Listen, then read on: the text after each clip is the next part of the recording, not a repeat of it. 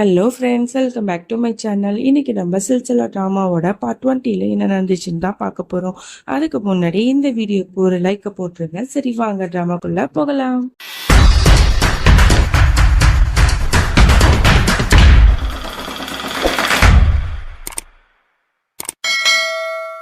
நந்தினியை வந்து 2-3 பசங்க ரொம்ப தப்பா வந்து பேசிட்டு இருக்காங்க.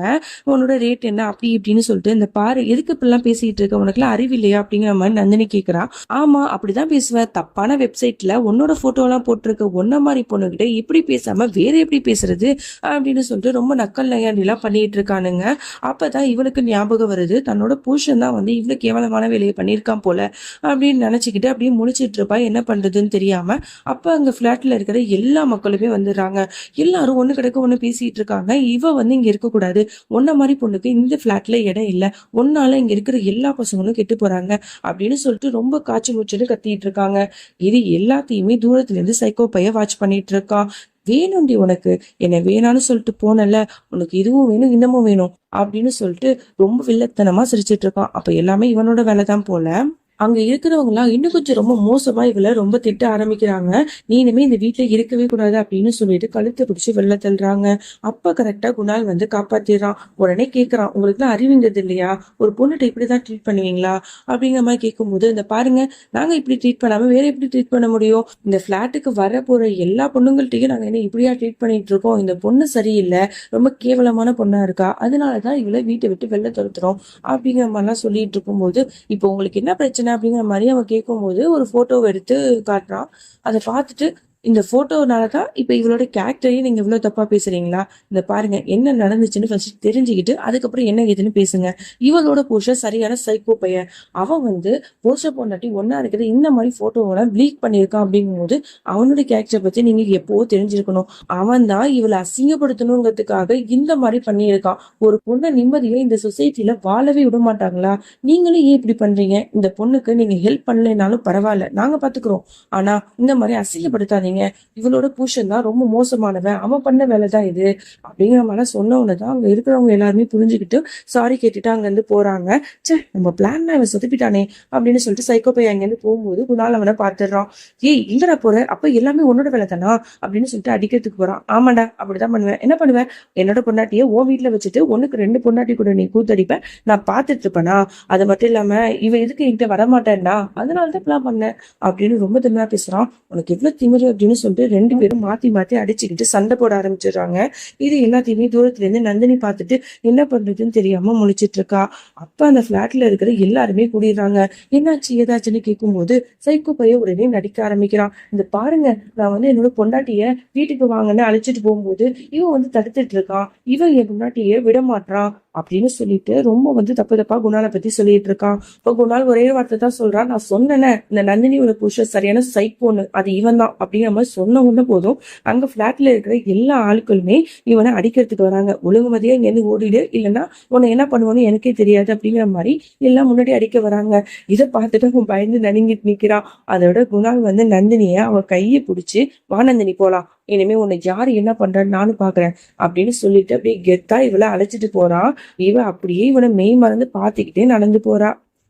வீட்டுக்கு போனவனையே நடந்த எல்லா விஷயத்தையும் சொல்லிட்டு இருப்பான். அப்ப மௌலி தான் வந்து திட்டிட்டு இருப்பான், எதுக்கு இவன் இப்படிலாம் இருக்கான், இவன் திருந்தவே மாட்டான் போல அப்படின்னு. பாட்டியும் வந்து பேசுறாங்க, என்னோட பேரனை போட்டு இப்படி அடிச்சிருக்கானே, அவெல்லாம் நல்லா இருப்பானா, அப்புறம் நீ பண்ணது சரிதான்ப்பா, நந்தினியை நீ நல்ல வேலை போய் கரெக்டான நேரத்துல போய் காப்பாத்திருக்க அப்படின்னு சொல்லிட்டு பாராட்டிட்டும் இருக்காங்க.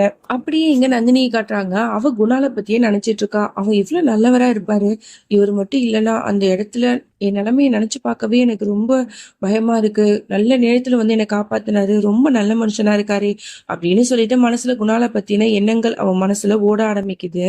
அடுத்த நாள் ஆகுது, எல்லாருமே வெயிட் பண்ணிட்டு இருக்காங்க. நந்தினி வந்து குக்கிங் வந்து கத்து கொடுக்குறாள், அதுக்கு யாரெல்லாம் வருவாங்க அப்படின்னு சொல்லிட்டு பயங்கரமா ஃபேமிலியோட சேர்ந்து வெயிட் பண்ணிட்டு இருக்காங்க. இப்ப வந்து காலிங் பெல் அடிக்கிற சவுண்டு கேக்குது. உடனே போய் பார்த்தா ஒரு 4-5 பேர் வந்து நிக்கிறாங்க.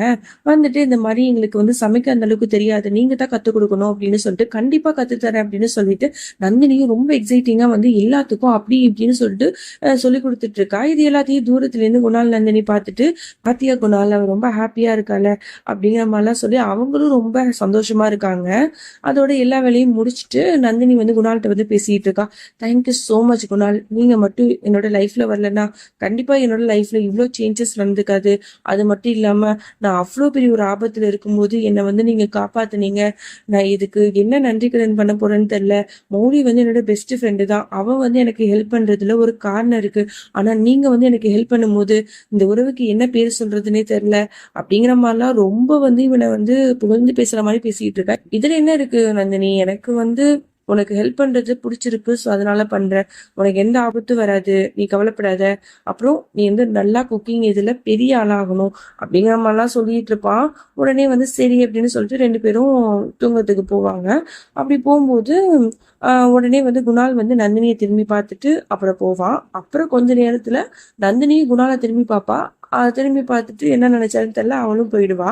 இப்பவே வந்து இவங்க 2 பேருக்கும் நடுவுல ஏதோ ஒண்ணு ஓடுதுப்பா அப்படிங்கிற மாதிரிதான் இருக்கு. இதெல்லாம் எங்க போய் முடிய போகுதுன்னு தெரியல, பார்க்கலாம் பொறுத்திருந்து. அதோட மார்னிங் ஆகுது. நம்மளோட மௌலி அழகா வந்து தலலாம் குளிச்சுட்டு வந்திருப்பா போல. உடனே குணால் வந்து நல்லா படுத்து தூங்கிட்டு இருப்பானா, அவளோட முடிய வந்து அப்படி ஈரத்தோட அவன் பக்கத்துல வந்து தெளிக்கிறா.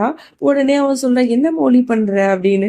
ஆமா, நான் வந்து சும்மா விளையாட்டுக்கு பண்ணேன், ஏன் பண்ணக்கூடாதா அப்படின்னு கேட்க, பண்ணலாமே அப்படின்னு சொல்லிட்டு அவகிட்ட ரொம்ப ரொமான்டிக்கா பேசுறான் மார்னிங்கே. போதும் போதும், ரொம்ப ரொமான்டிக் மூட் ஆயிட்டீங்க போல. நான் கிளம்பணும், டைம் ஆயிடுச்சு, நான் போற வேலைக்கு அப்படின்னு சொல்ல, அதெல்லாம் விட மாட்டேன் உன்ன அப்படின்னு சொல்லிட்டு அவளை இழுத்து பிடிச்சி ரொம்ப ரொமான்ஸ் பண்ணிட்டு உட்கார்ந்துட்டு இருக்கான். என்ன சொல்றதுனே தெரியல. ஒரு பக்கம் நந்தினியை பார்க்கும்போது அவன் லவ் பண்ற மாதிரி பாக்குறான், இன்னொரு பக்கம் மௌலி கிட்ட இருக்கும்போது அவகிட்ட ஒண்ணு மண்ணா இருக்கான். இவனை என்ன சொல்றதுன்னு ஒண்ணுமே புரியல. இதுக்கு பேர் என்ன அப்படின்னு சொல்லிட்டு நீங்களே கமெண்ட் பாக்ஸ்ல சொல்லுங்க, இந்த உறவுக்கு பேர் என்ன அப்படின்னு சொல்லிட்டு. இதெல்லாம் பார்க்கும்போது நான் என்ன சொல்றதுன்னு எனக்கே தெரியல. குணால் பண்றது கரெக்டா தப்பா அப்படின்னு சொல்லிட்டு உங்களோட ஒப்பீனியனை மறக்காம கமெண்ட்ல சொல்லுங்க. அப்புறம் மௌலி வந்து வெளில வரா. அப்ப வந்து காலிங் பெல் அடிக்கிற சவுண்டு கேக்குது. என்னடா அது அப்படின்னு சொல்லிட்டு போய் திறந்து பாக்குறாங்க. பார்த்து அவங்களுக்கு பயங்கர ஷாக்கு.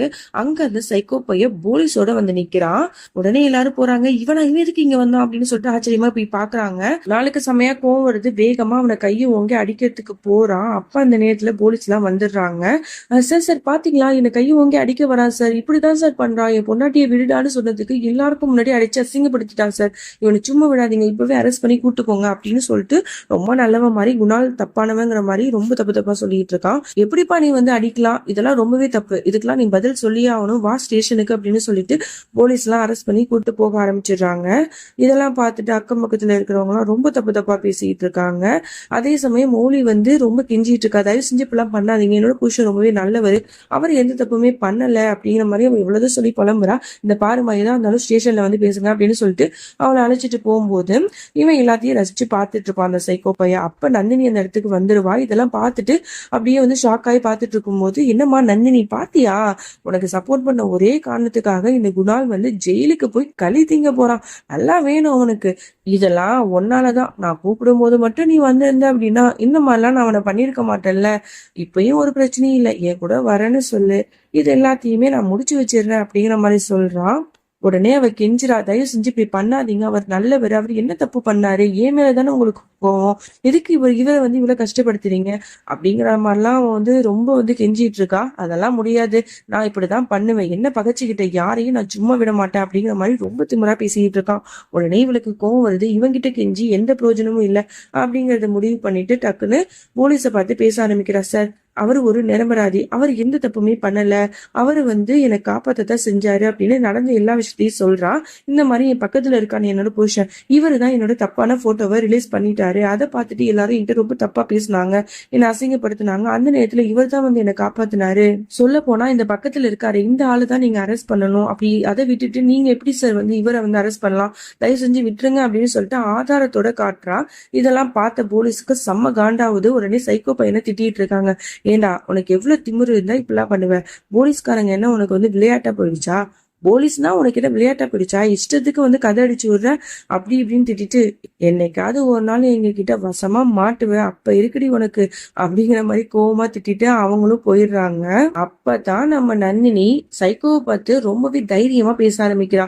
உனக்கெல்லாம் கொஞ்சம் கூட வெக்கமா இல்ல, என்னோட போட்டோவை எல்லாருக்கும் பாக்குற மாதிரி அசிங்கமா ரிலீஸ் பண்ணிட்டு எந்த மூஞ்ச வச்சுட்டு இங்க வந்து பேச வந்த, இதுக்கப்புறமும் நான் உன் கூட வந்து வாழுவேன்னு நீ எப்படிடா நினைச்ச? இந்த பாரு, இதுக்கப்புறம் உன்னை வந்து இங்க நான் பார்க்கவே கூடாது, உன் கூட நான் வாழவும் விருப்பப்படல, இனிமே நான் இங்கதான் இருக்க போறேன், நீ என்ன வேணா பண்ணிக்க அப்படிங்கிற மாதிரி ரொம்ப கோவமா வந்து அவனை திட்டி விட்டு அசிங்கப்படுத்திடுறா.